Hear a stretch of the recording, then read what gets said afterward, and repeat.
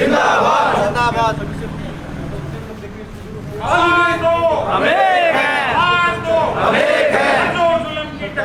संघर्ष हमारा नारा है, संघर्ष हमारा नारा है।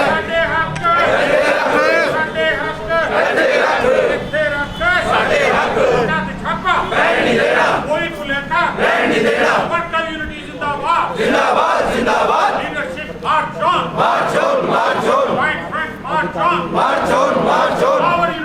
तो पहले 2 दिन बैंकों की हड़ताल रही और अब LIC के तमाम कर्मचारी अधिकारी हड़ताल पर चले गए हैं। मसला महज एक है, निजीकरण। जी हां, जिस तरीके से निजीकरण की बातें सामने आ रही हैं उसको लेकर कर्मचारियों में रोष है, साथ ही साथ जो अधिकारी हैं उनमें भी रोष है।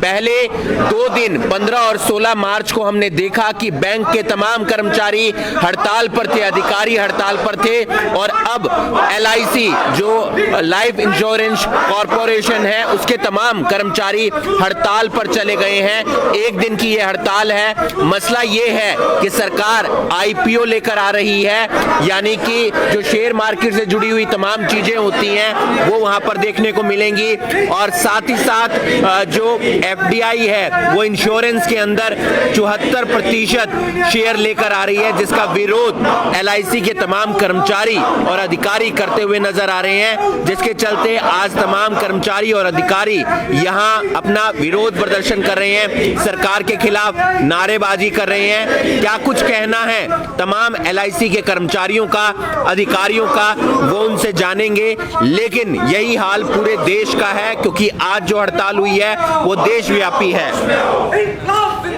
जिंदाबाद जिंदाबाद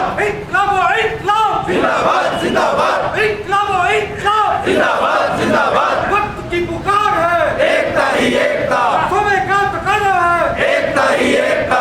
जेड़ा साडे नाल खा ਉਹਦਾ ਕੱਖ ਨਾ ਰਿਹਾ, जेड़ा साडे नाल खा जेड़ा साडे नाल खा ਕੱਖ ਨਾ ਰਹੇ। तमाम कर्मचारी और अधिकारी हैं, उनसे हम एक बार जानने का प्रयास करेंगे कि उनका क्या कहना है ये हड़ताल को लेकर। सर, क्या कहना चाहेंगे, किस लिए आज आपने हड़ताल किया और तमाम कर्मचारी और हड़ताली आज हड़ताल पर हैं?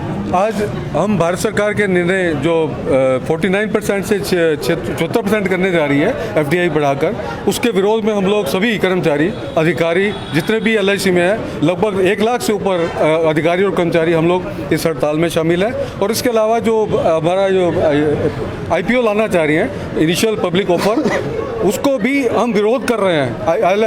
IPO आने के बाद क्या होगा, लिस्टिंग होगा, शेयर मार्केट में सब सूचीबद्ध हो जाएगा। इससे पॉलिसी होल्डरों का इंटरेस्ट खत्म होता है। पॉलिसी होल्डर्स को जो हम लाभ दे पा रहे हैं वो नहीं दे पाएंगे। ये लाभ चंद घरानों को मिलेगा, आम जनता को नहीं मिलेगा। उसका इसलिए हम पूर्ण विरोध कर रहे हैं ताकि जो पॉलिसी होल्डर का पैसा है, 40 करोड़ पॉलिसी होल्डर्स का पैसा उन्हीं को मिले।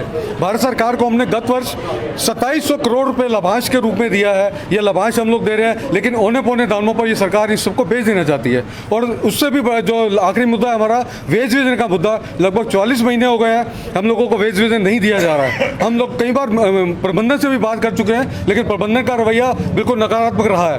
और पिछले 44 महीनों से हम लोग रोष भी प्रकट कर रहे हैं, प्रबंधन से मिल भी रहे हैं, भारत सरकार से भी प्रबंधन ने बात की है, लेकिन भारत सरकार का भी कहीं ना कहीं नकारात्मक रवैया है। हम इसका पूरा विरोध कर रहे हैं, पूरा हिंदुस्तान में विरोध कर रहे हैं। देश के अंदर कितने कर्मचारी इससे प्रभावित होंगे? LIC के जो अधिकारी हैं वो कितने प्रभावित होंगे?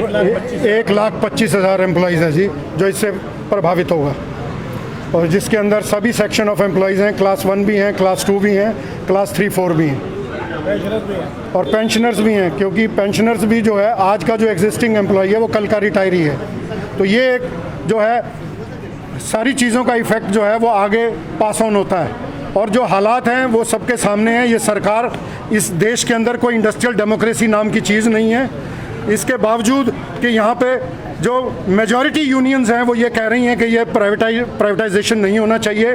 ये जो लोगों का पैसा यहाँ इन्वेस्ट हुआ है, 95% जो है पॉलिसी होल्डर का पैसा है, जो LIC के अंदर प्रीमियम आय संकलित है, और वो पैसा देश निर्माण कार्यों में लगता है। वो पैसा जो है इस देश के अंदर लगता है। और आज तक 1956 में LIC का राष्ट्रीयकरण हुआ था, उस वक्त से लेके आज तक किसी भी पॉलिसी होल्डर को गवर्नमेंट ने एक सॉवरेन गारंटी दी थी कि अगर गवर्नमेंट किसी भी तरह के मैच्योरिटी प्रोसीड्स देने में फेलियर सिद्ध होती है LIC, तो government will stand by as guarantee.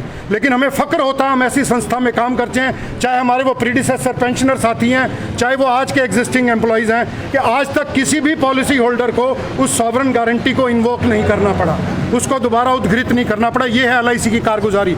और LIC हर साल हर 3 महीने में पब्लिक डोमेन में अपने सारे के सारे आंकड़े डालती है, और इतनी अकाउंटेबल जहां पर वर्किंग है, और इतना पार्लियामेंट के अंदर हर पार्लियामेंट सेशन के अंदर भी हमारे आंकड़े जाते हैं, तो उसके बावजूद जब इतनी बढ़िया वर्किंग है, क्या ज़रूरत पड़ी गवर्नमेंट को इस 32 लाख करोड़ रुपए को देने की? और पॉलिसी होल्डर का पैसा है, वो गवर्नमेंट का पैसा नहीं है।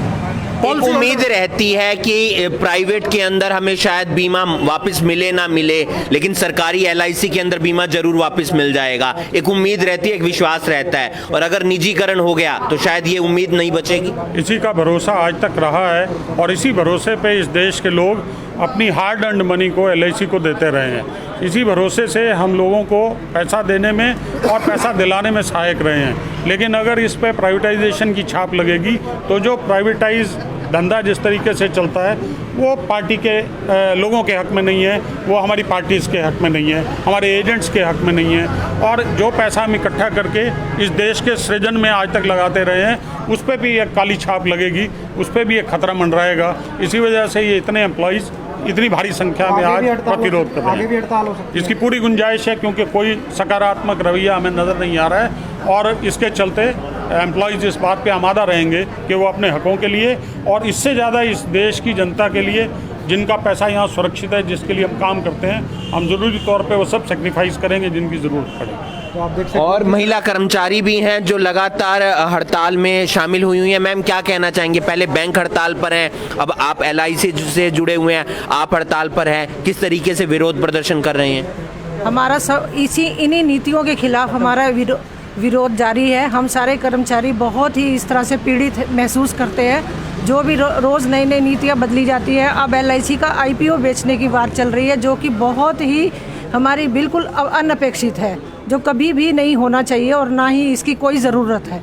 ये सिर्फ LIC का एक निजीकरण है, जिसको वो बढ़ावा देना चाह रहे हैं और जिसका हम पुरजोर विरोध करते हैं। तो आप देख सकते हैं पुरजोर विरोध किया जा रहा है। क्या क्या प्रमुख मांगे हैं वो हम आपको एक बार बता देते हैं। बीमा कर्मचारियों एवं अधिकारियों की संयुक्त देशव्यापी ये हड़ताल है। आज हड़ताल का दिन है। मुख्य मांग निजीकरण है और भारत सरकार से प्रमुख मांगे क्या क्या करते हैं। LIC के कर्मचारी और अधिकारी वेतन पुनर्निरीक्षण का समाधान तुरंत किया जाए, जो 44 महीनों से नहीं हुआ है।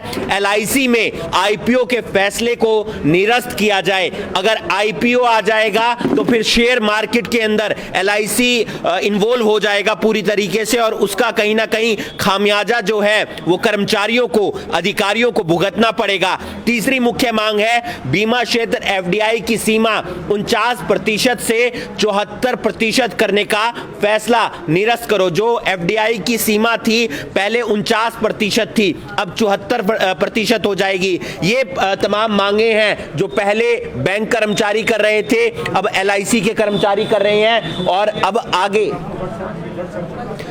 आगे इस तरीके से आप देख सकते हैं कि ये कर्मचारी और भी हड़ताल पर जा सकते हैं। इस वीडियो को आप ज्यादा से ज्यादा शेयर कीजिए। अब देखना यह होगा कि क्या इनकी मांगों पर सरकार की तरफ से विचार किया जाता है, या विचार करने के साथ साथ सरकार यानी कि वित्त मंत्री निर्मला सीतारमण और सरकार के बाकी तमाम मंत्री इस पर कोई बैठक करते हैं। क्योंकि पिछले दिनों हमने देखा कि बैंक कर्मचारी हड़ताल पर थे, 2 दिन की अधिकारी हड़ताल पर थे, और अब पूरे देश के अंदर जो 1956 से LIC का राष्ट्रीयकरण हुआ है, यानी कि जो सरकार के अंदर सरकारी एक पॉलिसी बनी हुई है, क्योंकि लोगों के अंदर एक विश्वास रहता है, वो इस बात का रहता है कि अगर हम किसी प्राइवेट कंपनी में पैसे इन्वॉल्व करेंगे इंश्योरेंस को लेकर तो शायद पैसे डूब भी सकते हैं, क्योंकि कंपनी डूब जाएगी तो फिर हम डूब जाएंगे। लेकिन सरकारी अगर कोई चीज रहती है तो फिर ये भरोसा रहता है कि सरकार हमारे साथ खड़ी है, और इसी को लेकर तमाम कर्मचारी और अधिकारी